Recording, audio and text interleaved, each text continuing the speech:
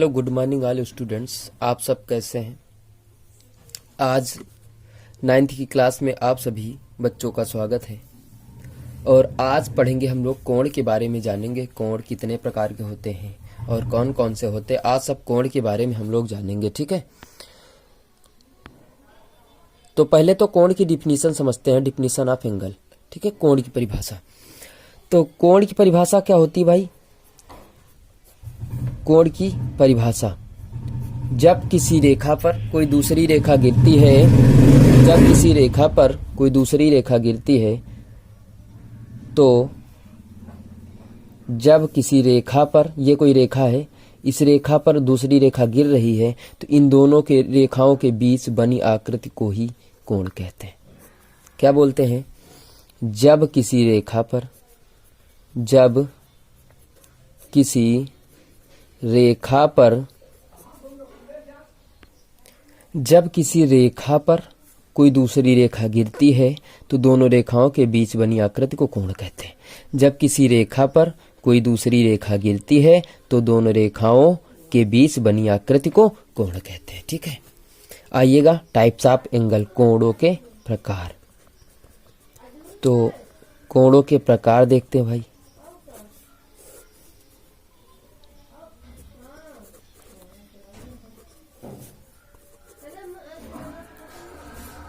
कोणों के प्रकार आज सीखेंगे हम लोग।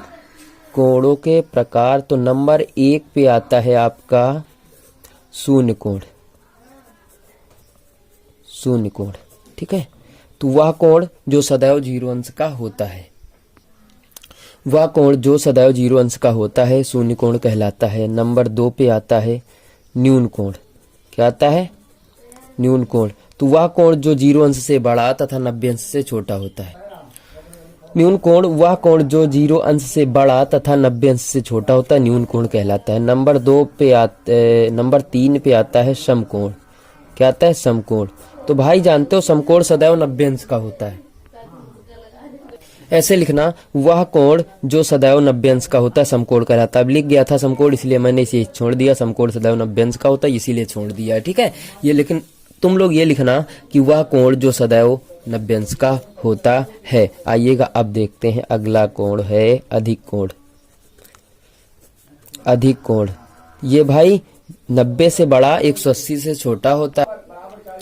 वह कोण जो 90 अंश से बड़ा तथा 180 अंश से छोटा होता है अधिक कोण कहलाता है। 90 से बड़ा और 180 अंश से छोटा हो, अधिक कोण कहलाता है। अब आइएगा 5 नंबर पर देखते हैं सरल कोण। सरल या इसे रिजु बोलते हैं। क्या बोलते हैं, रिजु। सरल कोण या रिजु मीन्स ही सरल होता है, ठीक है। रिज की हिंदी ही सरल होती। तो वह कोण जो सदैव 180 अंश का होता है, वह कोण जो सदैव 180 अंश का होता है सरल कोण या रिज कोण कहलाता है, ठीक है। 7 नंबर पे आते हैं, आइएगा देखते हैं वृहत कोण होता है। क्या होता है, वृहत कोण। वह कोण जो 180 अंश से बड़ा तथा 360 अंश से छोटा होता है। वह कोण जो 180 अंश से बड़ा तथा 360 अंश से छोटा होता है बृहत कोण कहलाता है। आइएगा संपूर्ण कोण के बारे में जानते हैं। संपूर्ण, संपूर्ण मतलब पूरा। जो साइकिल का धुरा होता है या किसी चीज का भी धुरा 360 अंश के कोण पे नाचता है, तो वह कोण जो सदैव, वह कोण जो सदैव 360 अंश का होता है। क्लियर हो गया। अब ये तो क्लियर हो गया आपका। 2 कोण अभी और बचे हैं भाई, तो इसको आप नोट कर लेना, ठीक है। अब एक और बता रहे हैं 8 नंबर पे, देखो संपूरक कोण किन्हें कहते हैं। संपूरक कोण, संपूरक कोण, कोटिपूरक कोण सगे भाई भाई है, ठीक है।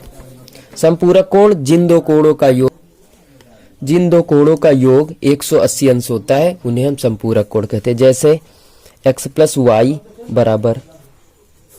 180, ये होता है, ठीक है। 9 नंबर पे आपका आता है कोटिपूरक या पूरक कोण। कोटिपूरक, कोटिपूरक कोण या लिख लेंगे कोटिपूरक कोण या पूरक कोण, ठीक। तो ये में इसमें भी दो कोण होते हैं, तो इसमें लिखेंगे जिन दो कोणों का योग 90 अंश होता है। कितना होता है? 90 अंश होता है। ठीक है, कैसे? x प्लस वाई बराबर कितना होता है? 90। भाई इसी के आधार पे सवाल हम लोग लगाएंगे। ठीक है, संपूरक कोण की परिभाषा, जिन दो कोणों का योगफल 180 अंश होता है, यानी x प्लस वाई बराबर 180। कोटि पूरक या पूरक कोण, जिन दो कोणों का योगफल 90 अंश होता है, उन्हें हम कोटि पूरक या पूरक कोण कहते हैं। x प्लस वाई बराबर 90। तो इन सभी को आप लोग को तैयार करना है और फेयर कॉपी में नोट करना है। तो आज के लिए बस इतना, दैट्स ऑल। कल की क्लास में फिर से मिलेंगे, फिर आपकी एक्सरसाइज होगी। Okay, that's all.